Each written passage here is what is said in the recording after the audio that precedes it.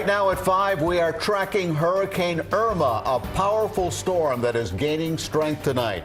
If you haven't yet checked your hurricane kit or started to get your plans in place, you'll want to get started. We have CBS 4 News team coverage, and we'll have much more on what you should be doing in a moment. But first, we want to turn to CBS 4 Chief Meteorologist Craig Setzer and the new advisory just in from the National Hurricane Center. Craig. That's right. The new advisory's in, and unfortunately, there is no good news in the new advisory at all. We have a stronger hurricane out here in the ocean, and typically we wouldn't care in the strength of a hurricane in the ocean if it's going to stay in the ocean, but that's not the case. It's going to have at least several encounters with land during its life cycle, and it may be very strong during all of those encounters. Here's what's going on right now. This is the 5 o'clock advisory. Winds are up now to 130 miles an hour. You may remember, and I don't want to make too many comparisons, but you may remember Harvey at one point also was 130 miles an hour with its winds and Category 4. Moving to the west at 13. It's been moving a little bit south of due west, but basically west at 13 and about 500 miles or so east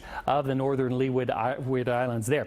Here is the area of the storm size there. This is the area of the tropical storm force winds. That's how far out they extend. And so you see if you move that area over the islands, there's going to be a pretty big swath of the northern islands there that are impacted by at least tropical storm force winds, if not even stronger winds. Now let's look at the future track, because there are a few changes, especially in the 4 and 5 day time period, and that's where there might be some implication of South Florida. First off, the Hurricane Irma makes its way through the northern Leeward Islands tomorrow and tomorrow night, especially into early Wednesday. Then the U.S. Virgin Islands on Wednesday, possibly impacting Puerto Rico Wednesday night.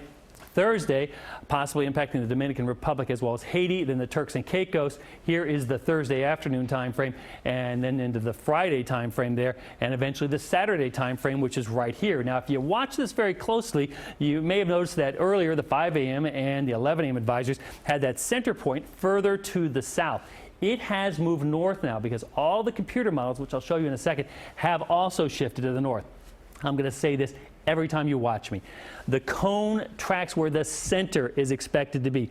Only the center, only 2/3 of the time. It does not talk about the whole size of the storm, the wind, the rain, the surge, and that. It's only the center. So, could the center be down here? Absolutely. Could the center be up here? Absolutely. The center could be anywhere in that cone area, so don't get too drawn into, I'm in the cone, I'm out of the cone.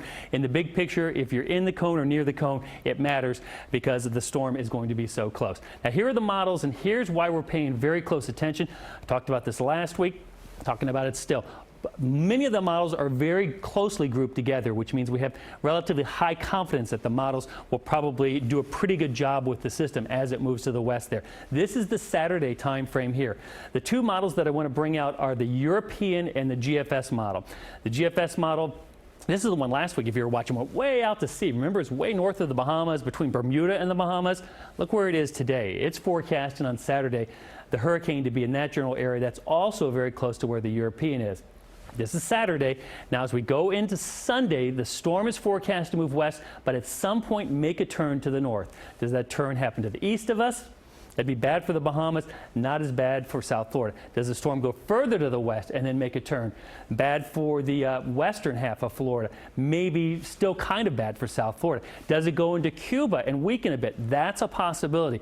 Or does it make the turn and come right up into South Florida? That also is a possibility. And many of the scenarios that keep it away from land have it as a very intense hurricane as it reaches South Florida. So there is the forecast into Sunday. You can see both models very close once again. And then as we go through Sunday into Monday, there's that northward turn.